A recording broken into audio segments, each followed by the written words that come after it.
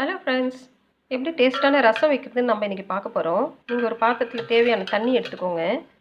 அதில் தேவையான அளவு உப்பு போட்டுக்கோங்க. இதில் ஒரு பீஸ் புளி போட்டிருக்கேன் பாருங்கள். இதுவும் நல்லா கரைச்சி விடணும். அப்புறம் கருவேப்பிலை, கொத்தமல்லி தண்டுலாம் போடணும். புதினா இலை இருந்தாலும் போட்டுக்கோங்க. தண்டு போட்டிங்கன்னா ரொம்ப டேஸ்ட்டாக இருக்கும் கொத்தமல்லியோட தண்டு உங்களுக்கு. இப்போ நம்ம மிக்சியில் என்னெல்லாம் போட்டு அரைக்க போகிறோன்னு சொல்கிறேன் பாருங்கள். இது பெரிய தக்காளின்றதால பாதி மிக்சியில் நான் போட்டு அரைக்க போகிறேன். தேவையான அளவு மிளகு, ஜீரகம், பூண்டு 4 பல் வச்சுருக்கேன். நீங்கள் அது வந்து பல்ஸில் அப்படியே போட்டு எடுத்துடணும் லாஸ்ட்டில்.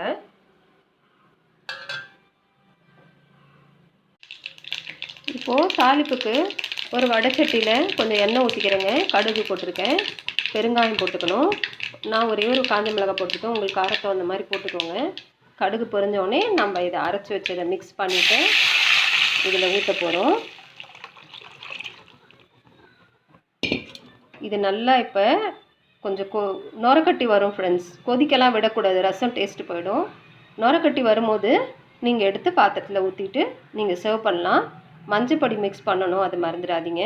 ரொம்ப டேஸ்ட்டான ரசம் கிடைக்கும். நீங்களும் என்ஜாய் பண்ணுங்கள் ட்ரை பண்ணி. பாய் பாய்.